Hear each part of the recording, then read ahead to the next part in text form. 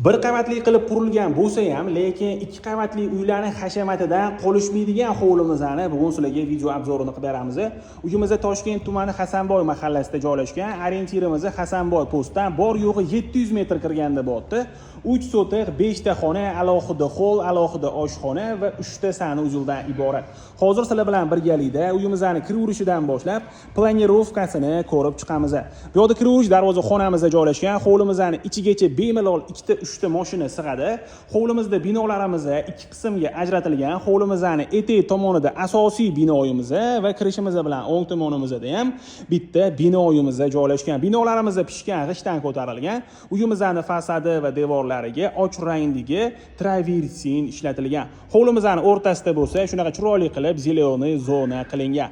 Uyimizda gaz, svet, suv, kanalizatsiya, internet hamma kommunikatsiyalari bor.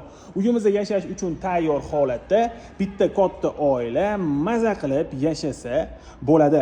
Hovlimizga kirishimiz bilan o'ng tomondagi binoyimizda 2 ta xonamiz joylashgan. Asosiy binoyimizda bo'lsa 3 ta xonamiz bor. Hovlimizga ham bruschatka emas, shunaqa chiroyli qilib kafel ishlatilgan ekan. Cho'qillarimiz ham binoning rangiga mos qilib, chiroyli qilib remont qilishgan ekan. Hozir sizlar bilan birgalikda asosiy binoyimizning xonalarini ko'rib, keyin kirishimiz bilan o'ng tomondagi binoyimizning ham xonalarini ko'ramiz.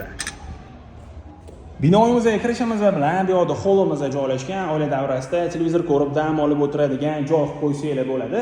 Hamma xonalarimizni ko'rib turganingizdek razdelnik, hol va koridor orqali kiriladi. Uyimizga kirishimiz bilan chap tomonimizda oshxonamiz joylashgan. Mana shu joyga mebel qilinsa bo'ldi. Bemalol ovqat tayyorlab va oila davrasida televizor ko'rib ovqatlanib o'tiradigan joy qilsanglar bo'ladi. Uyimizning yuragi bo'lgan konteyner sistemamiz ham aynan mana shu oshxonamizning o'zida joylashgan. Uyimizning pol qismiga chiroyli qilib laminat, sanuzellarimizga bo'lsa kafel ishlatilgan. Uyimizni isitish uchun to'liq iliq pol qilingan ekan.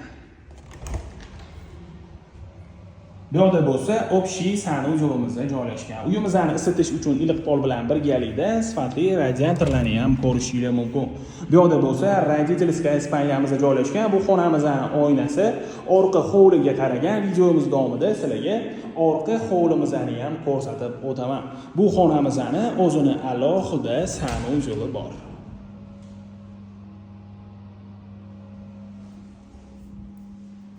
Binoyimizga kirishimiz bilan to'g'rimizda bo'lsa детская spalnyamiz joylashgan. Bu xonamizning ham oynasi orqa hovliga qaragan. Hamma xonalarimizda shunaqa chiroyli lyustralarni ham ko'rishingiz mumkin. Bu yerda ham bitta spalnyamiz joylashgan. Uyimizning hamma xonalarida ko'zni charchatmaydigan yorqin rangli ishlatilgan. Aynan mana shu xonamiz orqali orqa hovliga chiqsa bo'ladi. Orqa hovlimizda ham katta tashalgan, havo aylanib turishi va xonalarga yorug'lik kirishi uchun qilingan. Sushka qilib bemalol foydalansanglar bo'ladi. Hozir endi sizlar bilan birgalikda uyimizga kirishimiz bilan o'ng tomonga tushgan binoyimizning ham xonalarini ko'ramiz. Hozir aytib o'tganimdek, bu binoyimizda 2 ta xona bor. Bitta katta zal va bitta spalnyamiz bor.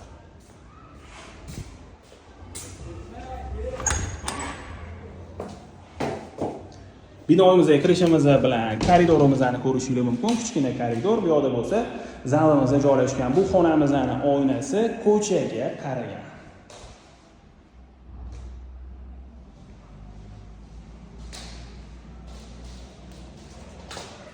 Bu binoyimiz bitta kelin-kuyov uchun mo'ljallangan ekan. Bu yerda bo'lsa spalnyamizni ko'rishingiz mumkin. Bu yerda bo'lsa o'zini sanuzeli ham bor.